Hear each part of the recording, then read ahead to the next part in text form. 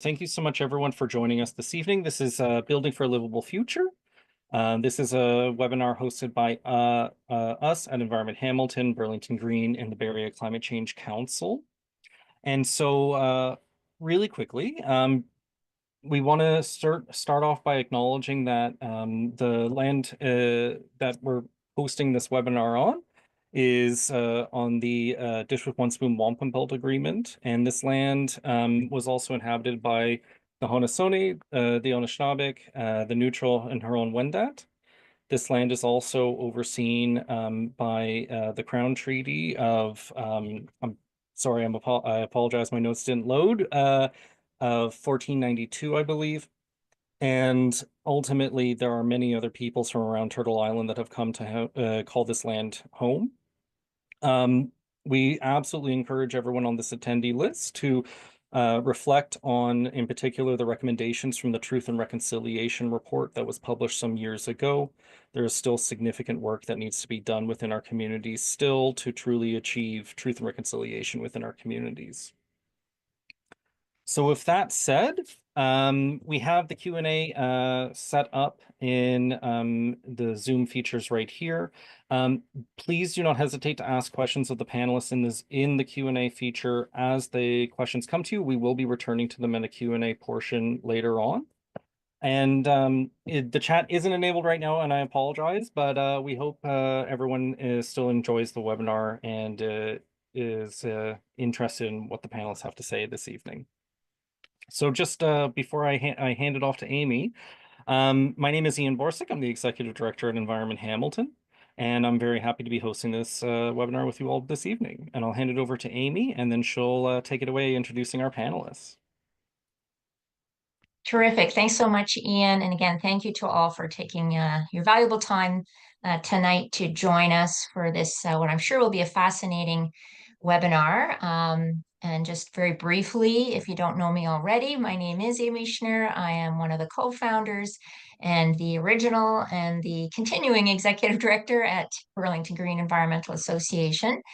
We're now in our 18th year as we serve the Burlington community as the go-to environmental not-for-profit in the area. And it's through awareness, advocacy, and action that we empower the Burlington community to protect and care for the environment now and for the future. And of course, acting on the climate emergency with the speed and scale that is required is certainly paramount to our work. And thus, informative presentations like the one this evening are incredibly valuable to help us all achieve that collective impact that is definitely necessary. If you move to the next slide for me, please, Ian. It is my sincere pleasure to share tonight's webinar agenda with all of you before I proceed with introducing each of our guests. Tonight, we're going to be learning about the whys, what's, benefits, and solutions of building for a livable future. And we're first going to hear from Keith from the Atmospheric Fund, who will set the stage for us tonight, presenting what is meant by low carbon buildings and their many benefits and how we can create them, and providing some helpful examples as well. Following Keith's presentation, we're going to pass it over to Gaby, hopefully, if she joins our webinar this evening. And she's from the Clean Air Partnership, and she's going to dive into the wonderful world of green development standards, sharing with us what they are, why they're essential for a multitude of reasons, where Ontario municipalities are at right now with the adoption of green development standards. And she'll also touch on the interplay a little bit with the Ontario Building Code, and she'll also reference Clean Air Partnership Toolkit for Green Development Standards. And following Gaby, we'll then hear from Victoria, who is from the Bay Area Climate Change Council, and she's going to bring us closer to home with her presentation, highlighting the local context with an equity lens and sharing some of the key considerations and practical solutions to some of the associated human health and safety, biodiversity, and economic development factors that we need to be mindful of in our collective efforts to advance future-ready properties in the Hamilton and Burlington area. Following Victoria, it'll be your turn. Following the three presentations, we've reserved time for questions for all of you. Don't be shy. Feel free during each of the speaker presentations to pop your questions into the Q&A function at the bottom of your screen, or you can just hold on to your burning question and ask any of the panelists directly when it comes to that portion of the event. I should mention tonight's webinar is being recorded, and so hopefully you can stick around for the whole thing, but if you have to leave, no worries. We will have a recording up on a YouTube channel that we can share with everybody afterward. Following the Q&A, we do hope you'll stick around because we're going to have a super quick poll and a few take action items that we want you to walk away with. And we always want to hear your feedback to hear what you had to, what you learned from the webinar, hopefully, and any other questions you may have. All right, so without further ado, I will go to the next slide so that I can properly introduce our very first speaker tonight. And again, it is my sincere pleasure to welcome Keith Burrows from the Atmospheric Fund. Keith is the low carbon buildings director for TAF. Through TAF's retrofit accelerator, Keith has supported multi-residential deep retrofit initiatives in hundreds of homes with ambitious projects in affordable and social housing, condominiums, co-ops, and private apartment buildings. Keith is LEED accredited professional, and he holds master's degrees in sustainable design studies as well as computer science. And it is my absolute pleasure to invite you, Keith, to share your screen and get us started on your fascinating presentation. Okay, thanks, Amy. Let me do that now. Okay.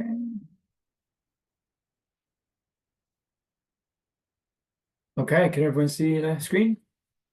My presentation? Yeah, okay, great. Great. So yeah, thank you for allowing me to participate in this great event. I'm really happy to be here. And what a great title for a webinar talking about low carbon buildings, building for a livable future. Again, my name is Keith Burrows. I'm the Director of Low Carbon Buildings for the Atmospheric Fund. I manage our retrofit accelerator team, and I'm involved in most of our work that's focused on decarbonizing existing buildings. All right, so let's see if I can get the slides to slide. There we go. So if you're not familiar with the Atmospheric Fund, or TAF as we're better known, we're a nonprofit. We're focused on identifying climate solutions and helping to scale them up for broader adoption. We were founded in 1991 with an endowment from the City of Toronto, and we've been able to expand our work through subsequent endowments from Ontario and the federal government. And we now work throughout the Greater Toronto and Hamilton region.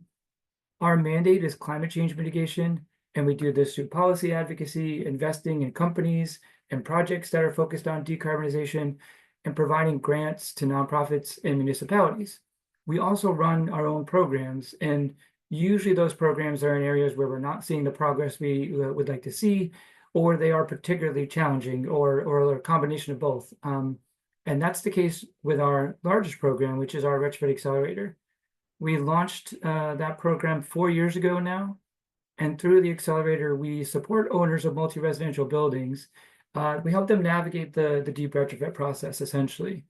We have 27 active projects at the moment in various phases of the project lifecycle, and this represents about 2,500 homes. The projects are in a wide variety of building types. Some of these are in social housing. We have co-ops, condominiums, and private apartment buildings. So we have success stories in a wide variety of building types. The accelerator team who's delivering these projects and working on these buildings, it's made up of 11. They're really superstars that have expertise in project management, building science, data analysis, engineering, and sustainability.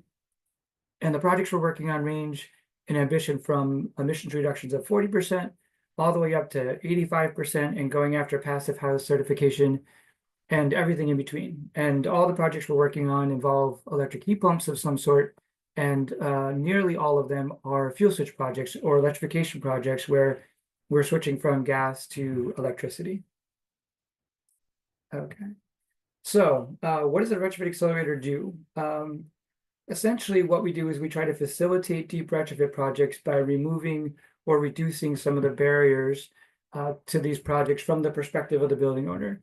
And so the work that we do generally falls into 4 categories.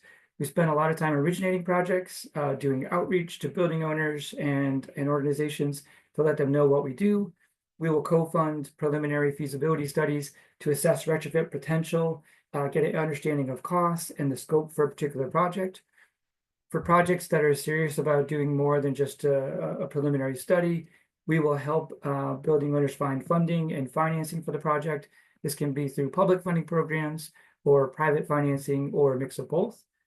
And then projects that are going into design and construction, we provide a variety of free in-kind services to support the delivery of those projects. So our team will help with procurement and contracting, resident engagement support, we'll review design materials and provide feedback, project management support, and we'll work with the building owner and the project team to ensure that the building is performing as expected once the retrofit is complete. We'll measure and verify performance, which is a critical part of the retrofit process. And then finally, we want to make sure that the lessons that we're learning, the innovations that we're capturing, they're shared broadly so that others can benefit from our work. What we're doing is we're facilitating deep retrofits, but our long-term goal is to really establish a market for deep retrofits where the services that we provide aren't even necessary. So what do we mean by low carbon buildings? So task mandate is to reduce carbon emissions, but we don't focus exclusively on carbon. This is true of the Retrofit Accelerator, and it's also true of all the programs and initiatives that we run. Reducing carbon is the end goal, but fortunately there are many, many benefits that can be achieved in our buildings when we're retrofitting them or we're constructing them new to be low carbon. What's important is that we're intentional about designing for these benefits from the start where we can. So what do we mean by a low carbon building? So let's define the carbon part. That's kind of the easy part. I guess it's not that easy, but there are really 2 aspects of carbon for buildings. And first we have operational carbon. This is what most people think about when they're talking about carbon emissions from buildings. This is the emissions from operating the building, the electricity that's used in the building to provide lighting or cooling or anything like that, and natural gas that's consumed for space heating. And then we have embodied carbon, and this is really the carbon associated with the extraction, manufacturing, and transporting of materials that are used in the building. Think about concrete, insulation, heat pumps, windows. Everything that's used in the building has an environmental impact, has a carbon impact. And it's really important that we account for and assess both of these types of carbon when we're working on projects. Otherwise, we may be unintentionally doing more harm than good. So our working definition of a low carbon building in Ontario, where we have a low carbon grid, is a building that minimizes embodied carbon and where electric heat pumps provide all or most of the thermal energy needs for the building. So outside of carbon, what are some of the other characteristics of low carbon buildings from our perspective? So we already talked about this, but we know that low carbon buildings they're all or mostly electric, and heat pumps are providing most of the building's heating and cooling needs. The use of heat pumps allows our buildings to be low energy as well as low carbon because heat pumps use 50 to 75% less energy than fossil fuel systems. So just by converting or by using heat pump systems, we're creating buildings that are low energy in addition to low carbon. And ideally, low carbon buildings are also resilient buildings. They're designed not just for today's climate, but our future climate. This means designing for potential flooding, high winds and storms, extended power outages, and potential air quality issues associated with wildfires, which we've seen a few summers ago now. This is much easier to do with new construction, but resilience can and should be addressed as part of the retrofit process for existing buildings when that's possible. And some of the measures that we've seen that help build resilience in buildings are heat pumps that provide cooling during extreme heating events, super insulated buildings that can maintain livable indoor temperatures even during extended power outages, and high performance windows and doors to keep out the elements even when the weather gets particularly nasty. Low carbon buildings can also be healthier buildings. They can provide a healthier living space to building occupants. High performance ventilation can reduce airborne particulates, allergens, and viruses. The introduction of cooling can virtually eliminate health risks of extreme heating events. And interior materials can be chosen and selected to avoid chemicals that can off-gas and negatively impact the health of residents. And shifting away from gas in our buildings means we're no longer unintentionally breathing in the byproducts of gas combustion. And there are many, many studies. This is particularly true in single-family homes, low-rise residential, where gas stoves are used, stovetops are used for cooking. Many studies showing the harmful effects of that breathing in the gas combustion. Okay. And then all these things combine to result in a building that is future ready, ready for the climate of today, and ready for the climate of tomorrow. So what are the benefits of low carbon buildings? So some of these were covered in our definition, but it's worth walking through these some of these in a little bit more detail. So low carbon buildings are more comfortable, improving the thermal envelope by adding insulation, air sealing, and high performance windows can greatly improve comfort. And the introduction of heat pumps also is shown to improve comfort based on our research, and providing controls that allow building occupants to have some say in the temperatures in the spaces they occupy. And of course, heat pumps provide cooling, which is becoming a necessity in our warming climate. Low carbon buildings create a healthier indoor environment. We spend 80% or more of our time indoors. In addition to the ventilation and bringing in fresh outdoor filtered air, low carbon buildings are quieter due to the thermal envelope improvements and high performance windows, which is really important in the urban environment that we live in.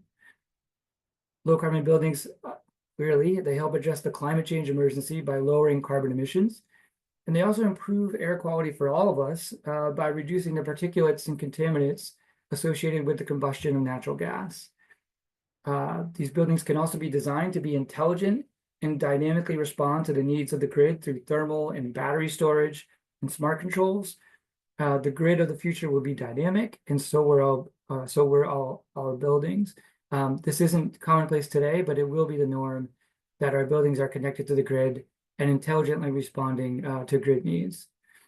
And then low carbon buildings, all electric buildings, they provide some security against rising gas prices and potential shortages.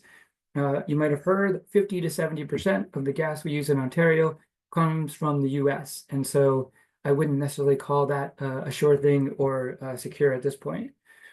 And then buildings that are future ready, they're going to be more valuable than antiquated buildings that rely on natural gas. This is going to become especially true as we see more policies around building decarbonization, energy labeling programs, and building performance standards that will require low carbon performance from our buildings. So how do we create low carbon buildings? With existing buildings, which is the space that I work in, there's typically two paths for doing this. The first is what we would call a stepwise approach to retrofits. This is where building systems are replaced over time in alignment with a capital plan for the building or when systems are at end of life. What's important here is that there's an overall plan that's established for the building that is followed, so that when systems are at end of life, there's a plan in place on what to replace systems with, as opposed to trying to figure out what to do when your boiler's not working anymore. Most of the buildings are actually retrofitted this way. They're done when systems are at end of life in a piecemeal fashion. There's nothing wrong with that approach at all. The second approach is what's called the deep retrofit. This is where we're addressing multiple building systems at the same time in one large project. This is ideal from a cost and a performance perspective. There are synergies that can be achieved when you're able to address multiple systems at the same time because they have impacts on each other. But it can be daunting due to the large upfront costs of these projects and the complexity. Buildings that have multiple building systems that are nearing end of life are excellent candidates for a deep retrofit project. And then on the new construction side of things, green development standards ensure that our buildings are environmentally responsible, low carbon, and resilient. So I wanted to just run through a few examples of interventions that we've made or been a part of on some of the retrofit projects we've done that kind of highlight how we can create low carbon buildings today. This isn't a theoretical conversation. This is happening today. We're seeing, and we have many examples of this. The first kind of intervention or measure that I wanted to highlight is prefabricated overcladding. Here, what we're doing is we have super insulated panels that are constructed off-site in a manufacturing facility, transported to the site, and then attached to the exterior of the building. So the existing cladding remains in place and the panels go on top of it. And what that results in is an airtight, super insulated building. This particular building is going to be going after Passive House certification when it's done. And I have a really quick time-lapse video of some of these panels being installed on this building. I'll just show that quickly.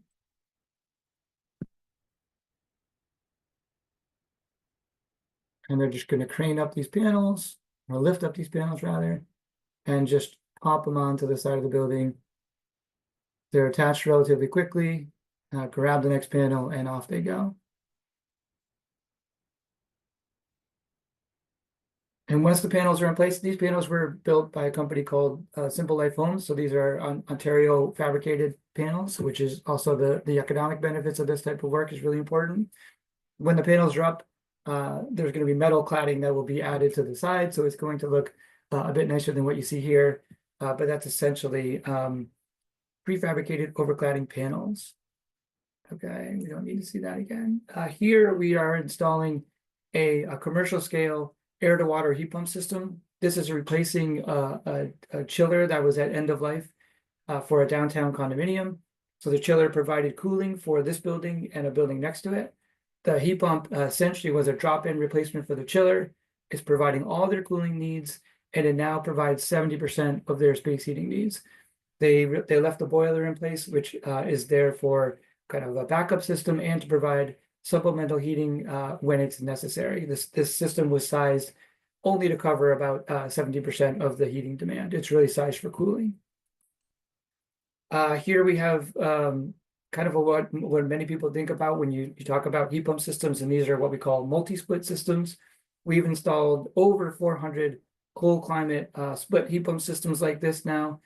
These are just a few of the examples.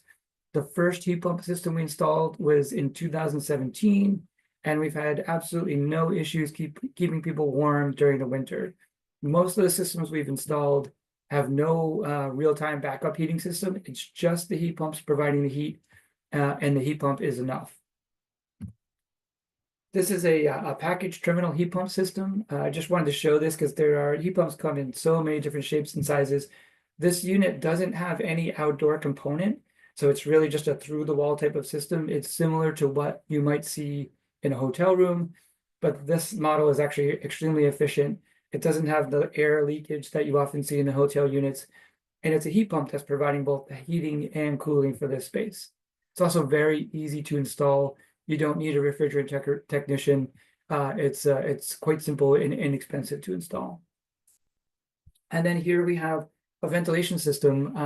This is an all-electric makeup air unit. It's actually an energy recovery system. So it's taking the heat from the exhaust stream of the ventilation system, and it's extracting that and warming up the air that is going into the building for building occupants. So the heat pump here is providing cooling and heating.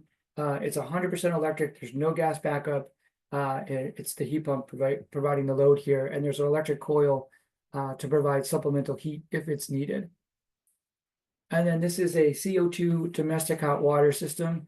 We're seeing a lot of interest in these type of systems as well. This heat pump can provide 170-degree water to the building, domestic hot water, when the temperatures get down to negative 20 degrees Fahrenheit, even negative 30 degrees Celsius. So they operate in all types of different temperatures and weather. And they're extremely reliable. The nice benefit of this system too is it has CO2 is the refrigerant, so it's carbon dioxide. There are no kind of GHG emission implications associated with the refrigerant. It's a low global warming potential refrigerant. Okay, and I think we're going to take questions at the end, so I'll leave it there and happy to answer questions when we're at the end of the presentations. Thank you. Fantastic. Thank you so much, Keith. Always learn something new when you present, and it was great to hear 400 heat pump installations as well. And we do have a few questions in the chat that we will hold on to, as you said, until our presentations are concluded. And I meant to mention earlier, folks, that if you see a question in the Q&A function that you like, you say, hey, I really want that question asked, then you can just click the little thumbs up, and that shows us that those questions are really popular. So we'll get back to you later, Keith, but for now, I'm thrilled to introduce Gaby, who is the Executive Director of the Clean Air Partnership. And Gaby has been working to motivate and support local government action on clean air and climate change for over 20 years. Her passion has been on encouraging the uptake and the transfer and implementation of clean air and climate change actions and the building of partnerships that enable collaboration and support between the community and all levels of government. It's my pleasure to introduce you, Gaby. Over to you. I see you've already sharing your screen. You're ready to go. So I'm going to close off my video, and looks like you can activate your slides. Perfect. Thanks so much, Amy. And thanks so much for the opportunity to speak to green development standards and the importance of low carbon in our new developments. Just hold on one sec. I think I just lost it. All right, Yeah, there we sorry, go. Gaby, you'll just have to reshare real quick. Oh, okay. All right. Wait one sec. Sorry. Share. Screen one. Share. And I think you should see the slides now. Is that correct? We can see them. Thank you, Gaby. Perfect. Perfect. Thanks so much for that tour of low carbon mechanisms and pathways for existing and new buildings on that front, Keith. Really appreciate that kind of synopsis of all the different options available to us to heat and cool our homes without using fossil fuels.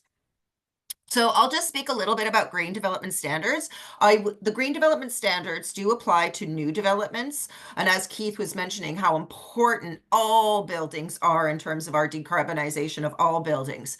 And I'm not saying that existing buildings aren't important. They absolutely are super important, super critical. But I am gonna focus in on green development standards, just to focus in on the need to stop the hemorrhaging of the use of fossil fuels in new developments because of all the risks associated with it, climate risks, as well as the economic risks relating to stranded asset risk and implications to the rate base. My name is Gaby. I'm from the Clean Air Partnership. We're a charitable environmental organization. And really, we work with municipalities and various partners in order to help them advance the ambition and implementation of their climate actions. We've been working on green development standards for well over a decade and building a municipal capacity and support on the adoption of green development standards. So what are green development standards? Well, they're mandatory requirements that municipalities put in place to advance sustainability metrics that they seek within their municipality. I mention mandatory because many municipalities have in the past used voluntary, checklists in terms of using that to kind of guide the development community towards the sustainability metrics that the municipality wants to see uptake on. However, we have well over a decade's worth of data to say that we don't get uptake on voluntary requirement or voluntary checklists. And if a municipality only has voluntary checklists in place, I highly encourage members of the community to ask what kind of uptake has there been on that. And if a municipality is not tracking what kind of uptake they get on their kind of checklists, that means they're not getting any uptake on that checklist. So I did want to kind of highlight, we have found that mandatory requirements are the mechanism that really does get developer uptake, and voluntary checklists or guidelines don't end up getting the uptake that we really seek. And really what it does is it kind of provides clarity to the community, to the development community on all the sustainability metrics that the municipality wants to see uptake on. And then ultimately, it really helps to kind of build capacity within the market at a smaller scale than the province in order to build capacity for provincial improvements over time. And I should mention that it's all integrated into the planning process. This green development standard does not need a different process that goes through the places, but there is additional reviews because there's additional metrics than what would be in the normal planning process. So there is kind of additional departments that need to be involved in a number of different areas, but it varies very, very similar to the normal process that a municipality would lose if they didn't have a green development standard. It's just that there's additional metrics that the municipality will be verifying. So we often get caught up in the energy efficiency, the GHGs, but I did want to highlight that is absolutely energy and emissions is definitely one of the metrics that municipalities aim to advance within their green development standard, but it is not the only one. So there are a lot of things with regards to soil health, you know, how much urban canopy, but also the soil depth that maintains and enables the tree to have the best chance of survival, access to green space, access to active transportation infrastructure, proximity to transit, bird-friendly and bat-friendly design, a whole bunch of different metrics associated with how much precipitation is on site, EV charging, and a number of other metrics as well. So green development standards, why are municipalities using green development standards for this? Well, we need to address the energy and emissions coming from our building stock. Municipalities have passed climate emergencies, and their influence and decision-making on what development takes place within their community is making them leaders on advancing the sustainability metrics that they seek to increase within their community. It also is geared towards addressing energy and infrastructure costs. So for example, the City of Toronto has a development charge rebate for those developments that are going above and beyond the mandatory requirements. And they justified that developer charge rebate because many of the metrics reduce the impacts of that development on infrastructure that the municipality is responsible for. So that's one of the options for it as well. But ultimately, when it really comes down to it, we really want to improve the sustainability of our communities and reduce the impact our new developments have on resource extraction and climate change and greenhouse gas emissions. So what is the energy and emissions one? I really wanted to kind of highlight it's an energy modeling requirement. So that is the way that municipalities secure it. They require developers to submit an energy modeling report that identifies how that building will achieve the GHG and energy use, energy metrics that are associated with their green development standard. All municipalities secure their green development standards through the Planning Act. One of the key things that we have learned on this one is that a lot of times with the additional energy and GHG metrics that the developments need to achieve, they will kind of raise the conversation about the affordability implications. What kind of additional cost does it put onto the development? But I did want to kind of highlight, they say green standards pose an affordability challenge. I did want to highlight they don't actually create an affordability challenge because the developers are only considering upfront capital cost implications when they are considering affordability. They are not taking operational savings and removing the burden that would be on developments or their developments for future retrofits. So I did want to kind of highlight the green standards do not add affordability challenges on the energy and emissions metric when you take the total life cycle cost into consideration. I did want to highlight one of the things that's emerging as really, really, really important on this is that energy metrics will not get us to where our climate goals are. We absolutely have to have GHG metrics that are attached to these green development standards in order for green development standards to not only address the energy affordability goal, but also to address the climate goals. And this information came from the BC analysis on their STEP code, which originally started out with only energy metrics and now brought in GHG metrics, greenhouse gas metrics, because of the importance on having that GHG metric in place in order to drive the climate outcomes that we were seeking. So I did want to highlight in green development standards, one thing that's really coming to the forefront is that yes, energy intensity is really important to take into consideration, but they absolutely have to have GHG metrics in order to achieve our climate goals. Another area where a lot of municipalities are moving forward is on EV readiness.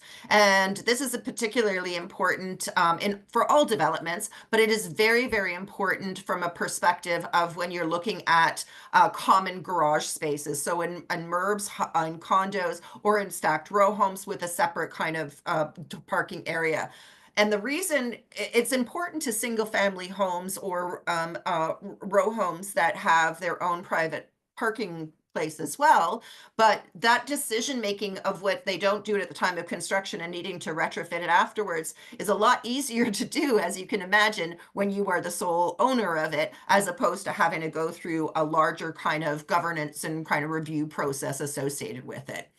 So that's one of the really, really important aspects that municipalities are advancing through their green standards is EV readiness. And this is a costing study that really highlights the value proposition associated with doing it at the time of construction, as opposed to avoiding a future retrofits. It also highlights the energy savings and energy savings and electricity allocation cost reductions when you do energy sharing across a number of different parking stalls. And that's really one of the key things. We have been kind of recommending share on a 40 amp as one of the most cost-effective ways to advance that while still meeting the large majority of a person's driving needs. So one of the questions is, we often get into conversations and, they're raised like, well, we can't afford to do it at this point in time. We have an affordability or housing crisis. How could you start putting additional demands on new construction? And the thing is that we have an housing affordability price with or without green standards. Green standards are not the cause of our housing affordability challenge. And we also need to be taking into consideration not just the impacts right now, but over the lifetime of that asset, because the property owner is going to live in that house and pay the operational costs over time. So, and then the future retrofit costs also need to be taken into consideration in order and the importance of that. So I did want to kind of highlight, just because we have an affordability, housing affordability issue, green standards don't create that problem, and they certainly are not they're not going to, removing green standards is not going to solve the housing affordability crisis that we're facing.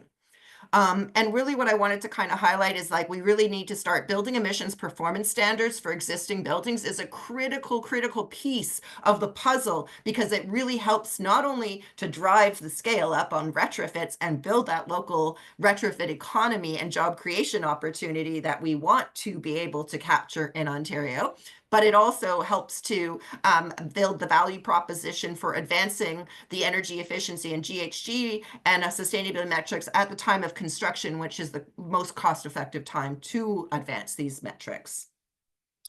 I did want to kind of highlight one of the things that's really emerging in some of the research we've been doing with developers is that there is quite a obviously it's not game changing at this point in time, but it will be, is that many developers are advancing low carbon energy systems, but they're often doing it for the buildings that they are occupying over time, rental properties where they're owning the property over time. And that is going to show you that they see the value proposition for buildings that they are retaining ownership over. So then the question comes, who are protecting new property purchases, and the role that green development standards play in protecting those new construction purchasers. So these are the municipalities with green development standards in place, all of them at different kind of various stages of their evolution in green development standards, with Toronto being the lead in terms of the number of years they've had their green development standard and the consistency that they've updated them. But many municipalities are advancing this across. It is one of the critical climate policies available to them. I did want to highlight there's a number of other municipalities working on green development standards as well, and there's significant momentum within municipalities because it's such an important climate policy in terms of helping them achieve their target. I did want to highlight that one of the things that often comes up is like that question, oh, we can't afford to take that low carbon option. I did want to highlight that there's an assumption, I don't know how we do it, but it's our kind of human brain making this assumption that business as usual is the most cost effective way. And it's almost like people think it's free. Now, there are reasons that they're thinking that is because the rate base subsidizes all of that natural gas infrastructure coming to communities. But I did want to highlight this is not a cost-effective way to meet people's energy needs. And I'm choosing this as a kind of like back of the envelope calculation. This calculation was taken from the province of Ontario's press release for phase 2 of the natural gas expansion program. And they're advancing the natural gas expansion program because they somehow think that it actually is going to save people energy costs over time.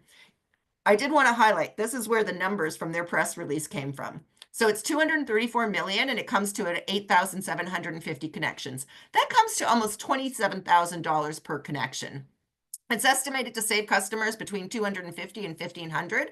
So that kind of is the ballpark of the bookends on the savings. We know that it's not going to be it's not going to be 13 million because not all people are saving 1,500. But ultimately, at $250 a year, that comes to over 100 years payback for it. And even at the 1,500, it's still a 17-year payback. I also wanted to highlight that these numbers are based on when natural gas was much cheaper than it is at present. So those savings don't already reflect our current reality. It's subsidized off the whole Ontario rate base. So anyone with an Enbridge bill is paying for this natural gas expansion program. And it's an absolute example of a fossil fuel subsidy. Why didn't we consider how efficiency or geosystems or heat pumps or net metering could have factored in and reducing energy costs for these customers over time?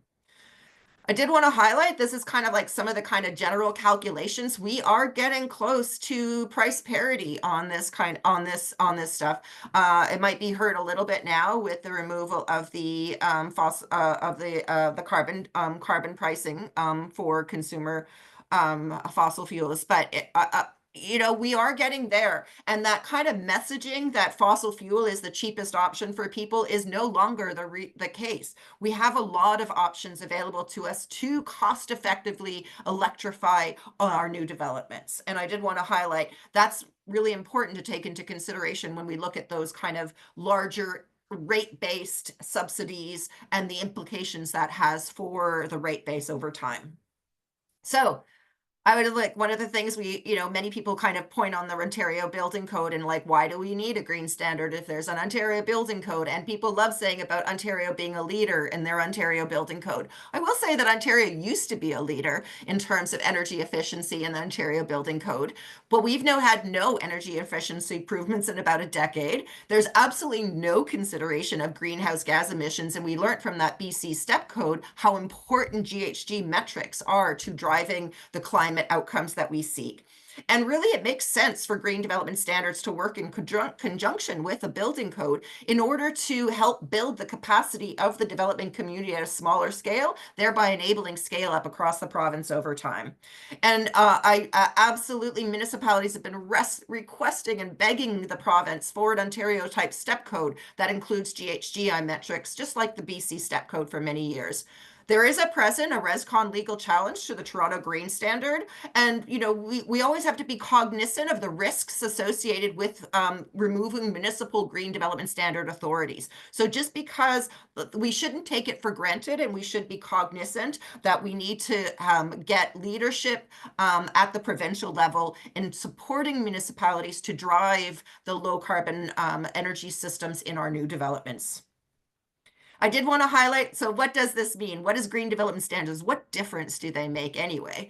And one of the key things I really want to highlight that is those municipalities who have green development standards have outperformed other municipalities who don't have green development standards when it comes to their net zero of getting their own house in order. We're seeing a lot more municipalities who have, as a result of green standard that they're applying to the community, taking that as part of their own responsibility as well and developing their net zero roadmap for their own facilities in order to drive that progress on decarbonizing their existing buildings. So that's one outcome that I think is a really important one.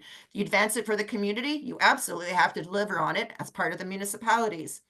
a lot of the low carbon buildings, I would say that municipalities with green development standards in place tend to outperform municipalities that don't have green development standards in place in terms of getting low carbon developments being brought in. So I did want to highlight that, certainly you're looking at the Daniels and Brampton, we're looking at Mattamy and Markham. Toronto has outperformed in terms of low carbon buildings in comparison to the other municipalities across the Greater Toronto and Hamilton. I do want to give a shout out. Geothermal utilities and getting those utilities in the market has been instrumental, in particular for the MURBs, multi-unit residential market, to drive that and to be able to compete against the fossil fuel system. I did want to highlight Passive House and Hamilton's community housing and Inwell have a passive house standard requirement. Advancing things like the Etobicoke area and the Lakeview project is taking place. And I did want to give a shout out as well that it's not only about GHGs and energy, it's also about overall community livability, access to green space, active transportation, EV ready, blue and cool roofs, bird friendly design, dark sky compliance, and managing our precipitation on site. So I did want to highlight again, because those metrics end up getting lost on the because we focus on the GHGs and energy. And I did want to highlight, and I'll throw it into the chat as well, in terms of there's additional resources that you can access to kind of learn more about green development standards. Probably you can access more information on green development standards than you ever wanted to know. And there's this toolkit available, and I'll put it all into the chat function. Thank you. Wow, so good, Gabby. I learned so much. I jotted so many notes down. I almost forgot myself that this was a recording and I didn't want to lose those great ideas. So many terrific points and always extremely timely. What stood out to me in particular is when you mentioned, who's protecting new property purchasers. And it's green development standards are, and that's really key. And some of you in the audience here maybe also noticed on Gabby's slides with the various municipal icons listed there that Burlington's not on there yet. So thanks to the support of the Atmospheric Fund, the Bay Area Climate Change Council, together with Burlington Green and Environment Hamilton, are working hard on an awareness campaign and advocacy to try and have our Bay Area really collaborate with other municipalities across the province to really adopt those essential green development standards. So thank you so much. I know there's some more questions going in the Q&A for you as well, Gabby. So without further ado, I'm going to introduce Victoria, speaking of the Bay Area Climate Change Council that Victoria leads. She is responsible for the overall management of the collective, including the development and execution of the Bay Area Climate Change Council strategic plan, supervision of its staff team, and oversight of the budget and its operations. And Victoria is a lawyer with experience advising hundreds of clients in the private sector, government, and not-for-profit. She has deep experience in leading collaborative efforts, first demonstrated as a diplomat with the Canadian Foreign Service, working as part of Canada's trade negotiations team. And she attains impressive academic standings from both the University of Saskatchewan and Queen's University. And if she's not busy enough in her personal time, Victoria also volunteers as a director for 2 not-for-profit organizations. So over to you, Victoria. Thanks so much. Thank you very much, Amy, for the kind introduction. And as I get my presentation up to share, also wanted to thank Keith and Gabby for setting things up, I think, quite well. I am going to try and focus more, maybe let's call it a bit more non-technical sort of perspective, basically building on what, Keith looked, of course, at the why green buildings and talked, showed us examples of technology, which is really great to see. And then Gabby, of course, talked about these green development standards, which is, starting with new developments. So I'll just tell you a little bit about Bay Area Climate Change Council, and then we'll move into talking about the Bay Area in the climate era, and just a couple of examples of some events that we've seen here. Either, Burlington proper is actually, Burlington was an example I used, as well as Southwestern Ontario. And so we'll talk a little bit about that and the implications from just using an example of insurance and, other considerations in terms of people's health and safety.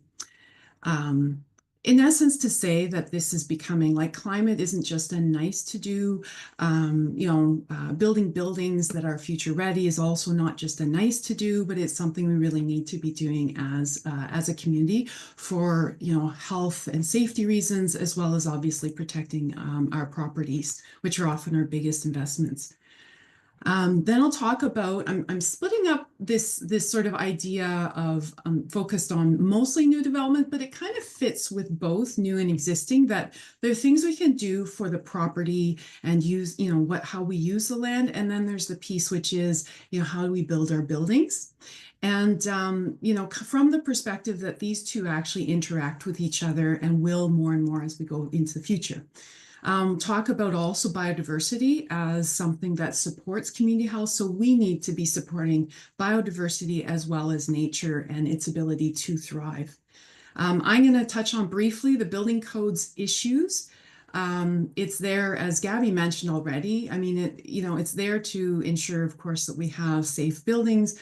We also could look at it as a possible tool that could have enabled an economic development, but the Ontario Code, of course, has got installed. So we'll just chat a little bit about that and why it means that something like green development standards is important. So I have a little visual that's around green development standards, where I kind of focus again on more of, how properties work as a whole. So Bay Area Climate Change Council is a collective impact initiative. So that means that we bring together our member organizations, and the idea is to work together as well as with other organizations on specific kinds of projects where we're all sort of working towards the same goal. So collective impact is about getting, the greatest amount of impact that we can from a group of organizations and individuals working together. We are very lucky to have the support of the City of Hamilton and City of Burlington, as well as Mohawk. They're the reason we're able to do this. So quickly, our priorities are decarbonization of the big three that represent about 95% of carbon emissions in the Bay Area. But we also have a fourth priority, which is really the low carbon energy transition, because that is really going to underpin everything that we are doing as we move forward. It's a major part of our carbon emissions issues right now. So these are the four sort of areas that we prioritize in our projects initiatives. Okay, so here we are. We're going to talk a little bit about the Bay Area and, the examples of some of the challenges which you will know and be familiar with. We did have flooding, not just in Burlington. We had it across the GTHA, but I just thought focusing on Burlington. There was flooding in 2024, which was a major, concern. And as I understand also, though I wasn't in the region, 2014 was another, sort of, pardon the language, but sort of a watershed time as well, in terms of there being flooding at that time that started the municipality thinking about how to address, some of the issues with, downpours that come down where, we get the rain that we would normally get in 2 months, we get it in a matter of hours. So last year was also a watershed year for insurance losses. And these are just the insured losses, which any number I've heard, it's like the non-insured are, a couple times more, sometimes even higher, depending on what the issue is. So flooding, for example, overland flooding is something where nowadays you actually need to pay attention to it and decide whether or not you want to have that as part of your policy. It's not something that's just a given. Then quickly, of course, we had a heat dome in 2024. It increased costs across our communities and our society, but it's also very, it brings risk to vulnerable people. We have the other side too, of course, where if there is an event like, let's say freezing rain that happened in Eastern Ontario in the late 90s, it's the opposite issue, which is, the risks are, of course, that people are cold and will be impacted sometimes severely. Final issue, of course, that I thought I'd highlight here is just the fact that we have high winds as an issue now in Ontario. I don't remember when I was growing up tornadoes being a normal thing, but they have become a normal thing. I used 2022 just because it allowed me to use a different year for talking about insurance, the insured losses. But last year we also had 50 tornadoes, and then I guess about 10 of them that were over water, so we don't really count those. So, yeah, 2022 insured losses were 3.2 billion. So, these numbers go up and down, but even just from 2022 to 2024, it's pretty significant and impacting insurance, which really, we get insurance, which allows us to get a mortgage, which allows us to get a house type of thing. So it's important to think about that piece as well. Okay, so a lot of what Keith and Gaby were speaking about, we can translate them into these kinds of health and safety issues. I look at it this way, also partly just, as a lawyer, just trying to figure out, where are the risks? That's kind of what we get taught. So, but we can also use the lands in order to address them. So, as an example, I mentioned the heat dome issues of last year. It is exacerbated by what we call the heat island effect, which means, in urban environments, we have so much paved land, we've got buildings, we've got less greenery. It means that these urban areas, they hold heat, and they also have a harder time, releasing the heat, like overnight. Even if it cools in rural areas, in the cities, it often doesn't cool down enough. But there are things that can be done. Again, having more greenery, having lighter colored roads or driveways, that kind of thing. So there are things that can be done. Flooding and droughts, having these extremes, of course, from one year to the next is something that I think we are seeing now. So again, nature plays an important role in these things. So wind events, tornadoes are the typical thing, like I mentioned. But sometimes just high winds create issues in terms of damage to the property. But at the end of the day, what we want to be doing, of course, is protecting our communities and especially vulnerable people. And what seems to happen, of course, is in areas and communities where it's, lower income individuals and communities and families and vulnerable people. Often there's less, there are less parks, there's less greenery, tends to be actually just exacerbated in terms of being that sort of urban, sort of concrete environment, if you will. So then we get to looking at buildings, which again play an important role in terms of our health and safety, especially in a crisis situation, but even on a day-to-day basis. Some of these things, Keith and Gaby mentioned, but I just thought I have two photos there that are, for me, the example. One is, of course, what we still seem to love, which is lots of glass. But that's really not going to be the best building for moving into the future. What it will likely need to look like is more like the building in the bottom right-hand corner, because that has less glass and it would have the ability then for you to better manage sort of the heat and cooling within the building, as well as just not having as much, sun in that. So one of the things that, again, from an equity perspective, we need to think about is just making sure that our transition to, this low carbon future, this future where our buildings are ready for changing weather patterns. We need to make sure that this isn't something that just those who have money up front who can pay for, the retrofits, pay for a home that is specially built, with all of the sustainability features. We want to make sure that that's not the only way that the market's moving forward, but rather that it is climate ready lodging for everyone. As Keith already mentioned, of course, good air quality already is something that comes with sustainable buildings, and of course, comfort. Protection from overheating and freezing.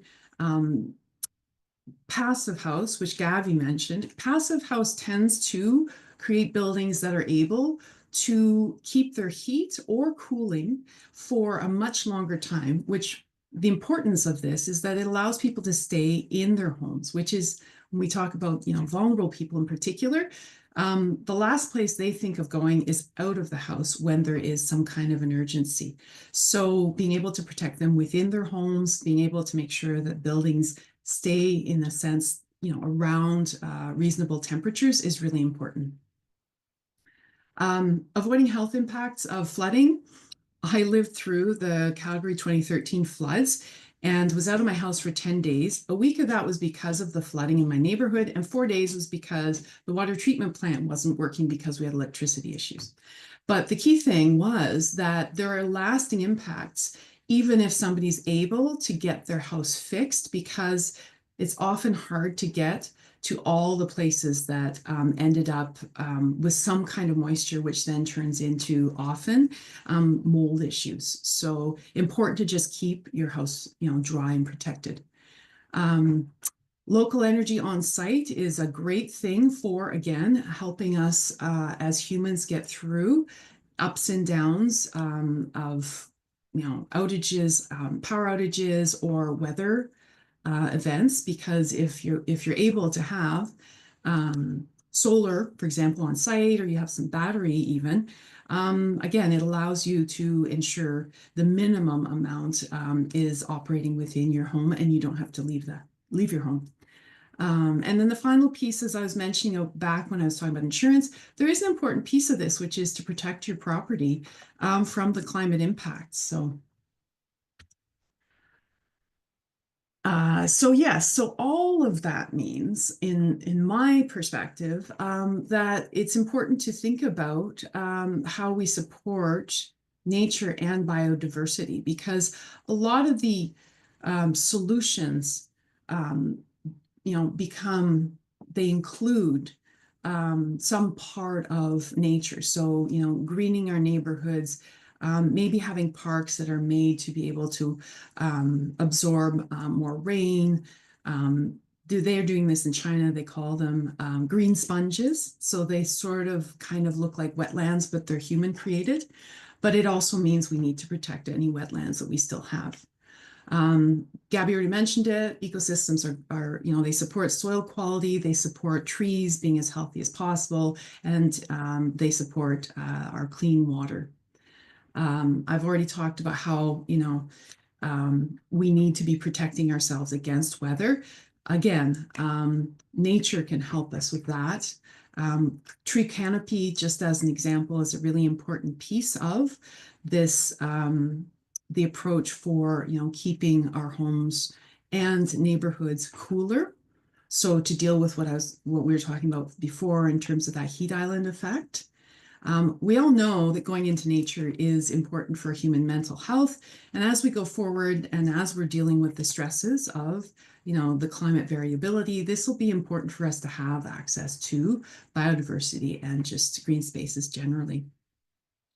And as a final note, because I like to bring it back to this, equity element, like Amy was mentioning, we do find that affluent areas tend to mean more green spaces, better tree canopy, and access to nature. And so for us all to be able to move through this climate impacted era, we need to move that out into all communities.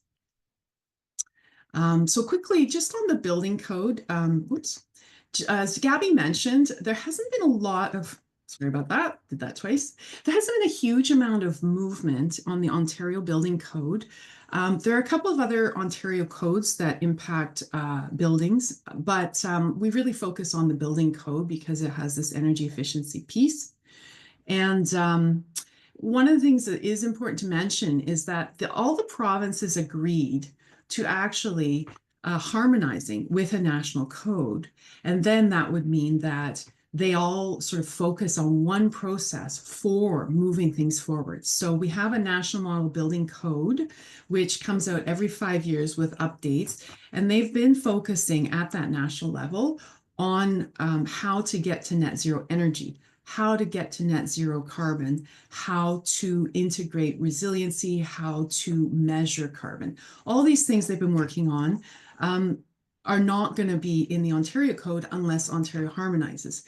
Ontario hasn't harmonized with the energy efficiency part of the national code. And that's the piece that really a lot of other pieces will be added to. So we've got this national energy tier, step code, which is kind of like what Gaby was mentioning about the BC code. And Ontario decided not to use it, and it stuck with its energy efficiency provisions from, a decade ago. So it really puts all of us in a difficult situation because we have to ask about whether or not buildings are fit for purpose. Are they keeping us safe? Are they keeping us healthy? And are they protecting your property? So it does increase the case and the need for local solutions that a lot of our municipalities have been moving forward on in order to meet their own sustainability goals, climate goals, and then, of course, to protect their residents, which by extension means protecting infrastructure, etc. So this is a final quick overview. I use green development standards as a focus because often we start with integrating in the building sector into the new buildings development, and it tends to be that the technologies in that trickle down into the sector that deals with existing buildings. So as I mentioned, I won't belabor the point, but you can see like the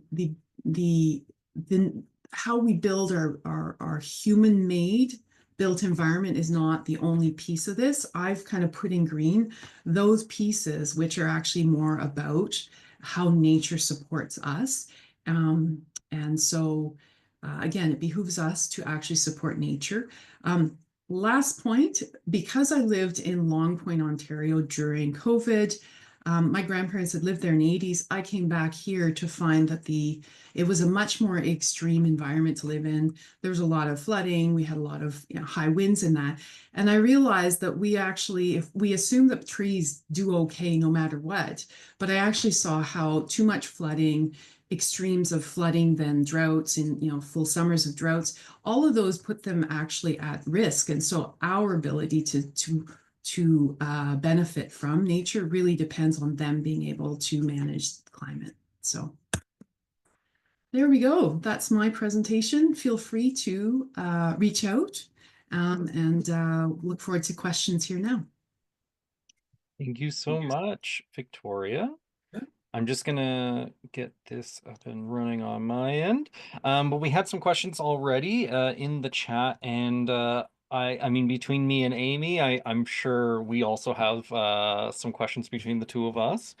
And so for Gaby, Keith, and Victoria, thank you so much again for your presentations. And we'll just get started with one of the first questions that we have from the audience.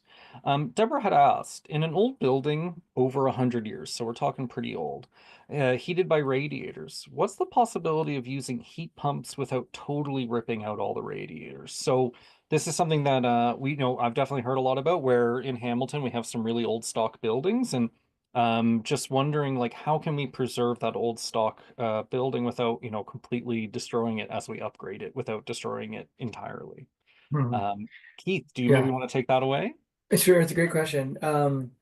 It's very difficult to use those old existing radiators with heat pump systems. So, well, one of the benefits of heat pump systems is that they can provide cooling, right? And so if you have old radiators, you're not going to be able to get the benefit of cooling from that. Old radiators also they require really high temperatures which is not the place where heat pumps operate most efficiently. And then if they're steam radiators, then that's another problem entirely. So what we're seeing is replacing the radiators with fan coil units and low temperature fan coil units that you could then get heating and cooling in those spaces. So it's, it's still fairly invasive, but it's not necessarily terrible. It can be still quite expensive though. We haven't found a good drop-in replacement for those old radiators. Thank you, Keith. Sure. Also looking at some of the questions, we had one from Leisha. What actionable steps should tenants take to initiate these projects in rental apartment buildings / units? Are there ways to pursue these types of projects without being in an ownership situation? Do one of you want to take a stab at that one? Renters are in a very difficult position in terms of being able to make decisions and drive the kind of landlords, especially under those kind of situations where it's the tenants that pay the energy cost and not the landlord. And that's what's called as the split incentive problem, where the investments are made by the landlord, but the landlord has absolutely no interest in making those investments because they don't pay for the energy costs. So why would they make the investment? Now, there's always a state of good repair that needs to take place on that one. But I would say the rental market is where building emissions performance standards are absolutely critical. We will not be able to address this split incentive problem until building emissions performance standards come into play. But there's also really significant kind of work that we have to do and requirements and to help the rental market be able to invest in these buildings on the energy efficiency front. And then we also have to ensure that that doesn't price people out of the market, which is already a really hard market on that one. And we don't want to exasperate a rental market that's already very, very challenging for really our most vulnerable residents. And then just my own little add-on to that, here in Hamilton, we at Environment Hamilton have been involved with Hamilton Acorn and a number of other organizations pushing for a maximum heat bylaw, much like how there's a minimum heat bylaw, and watching that unfold at the same time as the Green Development Standards discussion. I think that it's been interesting to see how, as all of you pointed out, the Green Development Standards really kind of fixes that problem in advance, at least for the new builds. Keith, did you have additional thoughts on that? Well, I think Gaby really nailed it, but the apartment buildings are just extremely challenging, without question. And yeah, as Gaby also said, maybe advocating for building performance standards is the most impactful thing that renters can do. And the real, we are seeing projects in private apartment buildings, heat pump retrofits, so converting from gas to heat pumps. And the interesting thing we're seeing there is part of the business case that we're seeing is actually submetering residents at the same time. So that is going from a central system and allowing residents to pay for those utilities, and that's seen as a good investment from the side of the building owner. And it's kind of a win-win because residents get cooling, they get access to high efficiency heating, and they're paying for the energy they use on turnover only. Great, thank you, Keith. And then I I see, just- oh yeah, please, Victoria. I just wanted to put in a quick plug too. I mean, building emission performance standards are important, but I actually think also that if there was a call to action, it'd also be to, call your MPP and say, we need the Ontario Building Code to actually get up to speed, because at the end of the day, that is the method for regulating. And that's the standard by which if something goes wrong with your home or whatever, you supposedly have some ability to address it. So And so I had another question from Amy, and this is directed at Gaby, but I think Keith and Victoria, you both might have some thoughts on this. With respect to green development standards, there's the ways to address the presumed upfront cost versus the life cycle cost when developers of new housing walk away from their warranty responsibilities after 7 years. Now, Gaby, I know that you're already answering that by text, but if you wanted to just elaborate a little bit more, and then we can give Keith and Victoria and Victoria's guest I was a little bit potentially a kind of, chance to I weigh just so in. cute with the cat. Okay. Yeah, I mean, I think I think that developers come with the upfront capital cost and saying about it's going to make it unaffordable. In some ways, that's a bit of a red herring in the sense that green development standards are really trying to create a level playing field for all developments and drive improvements across all developments. And in that way, it creates a level playing field that with a new development they all have to meet the same standard, and therefore there's no price premium per se.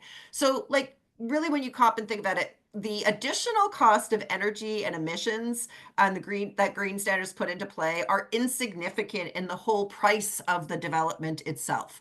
Like in the comparison to that, like it's really insignificant in terms of the overall cost of ownership on that one. I will say that if there is a significant price premium, let's just say there are mechanisms, that's a business model failure. That's not a green standard failure.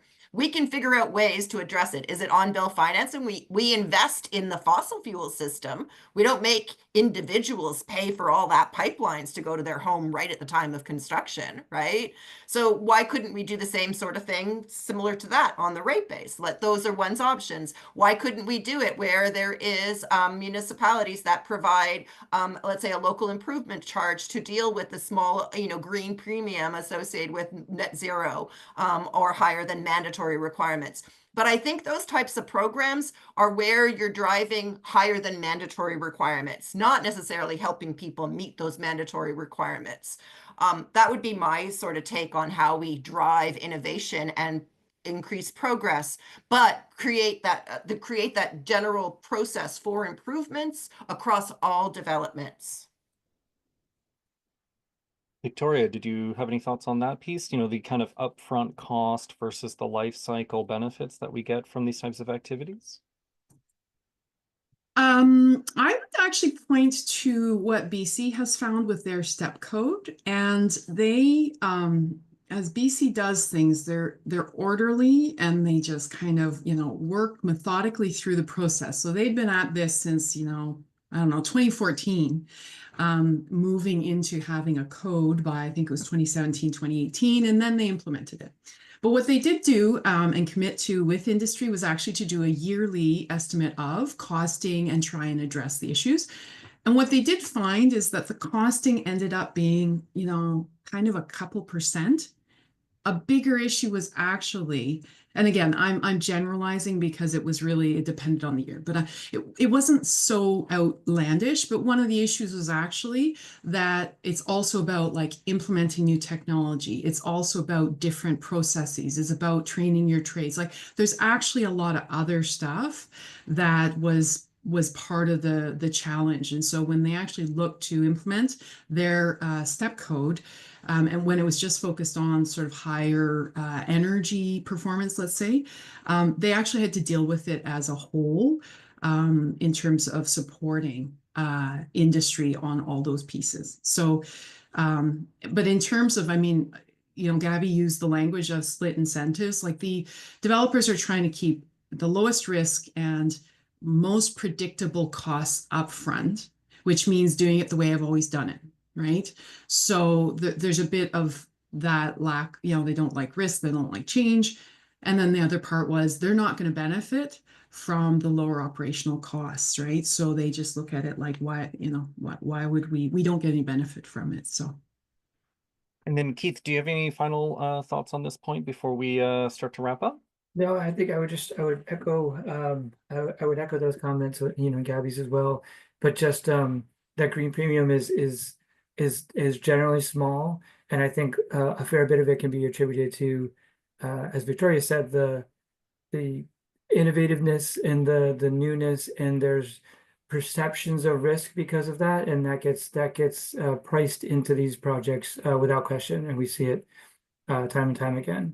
So creating a market where these type of projects are the norm is going to help drive down. There won't be a green premium in the future for sure. Great. Thank you, all three of you. We really powered through there, and I really appreciate you all taking the time to talk to us about buildings and land use policy and all those types of things that members of Burlington Green and Environment Hamilton are always eager to learn more about. And so just as we're wrapping up, I'm going to enable a poll for all of our attendees. It's a very quick poll, and I'm just going to launch that right now. And so we're just asking you 3 real quick questions. Was this webinar helpful to you? After this webinar, do you feel more comfortable speaking to elected officials about the importance of building a livable future, taking those pieces that you learned tonight? And then has this webinar motivated you to investigate how you can make some climate actions to your own property, if you own your own property? And so with that said, Amy, right now we're entering a federal election. I know, thinking back to that image that Gabby showed of all the different municipalities that have green development standards in place already. Where do you see, Burlington being at right now? And, right now, if someone was watching from Burlington or they're watching this recording, let's say before the municipal or the federal election's over, what do you hope a average Burlingtonian is doing with the information that they've learned tonight?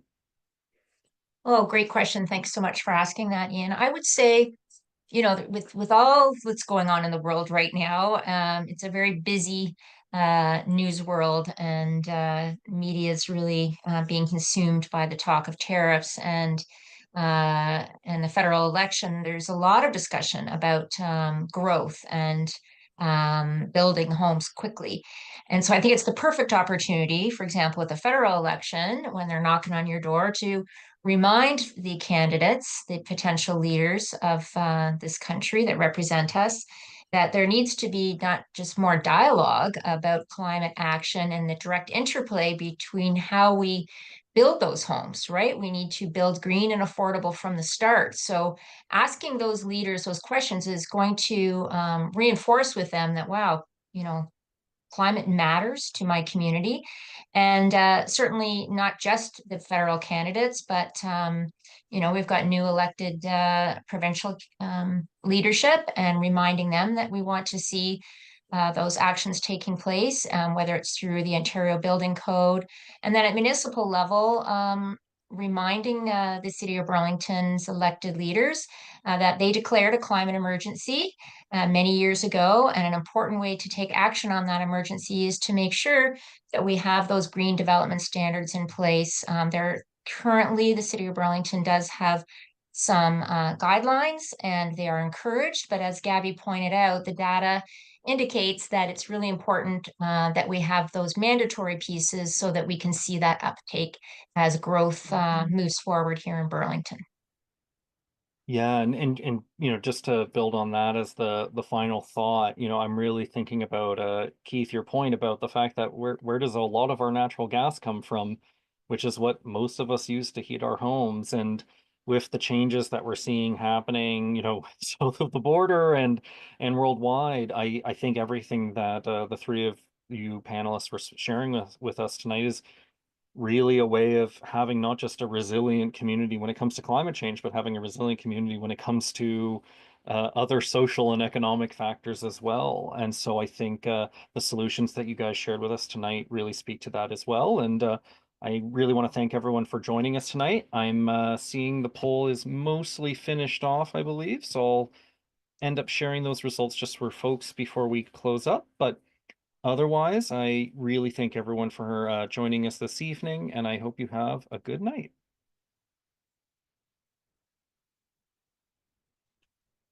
Thanks so much, and have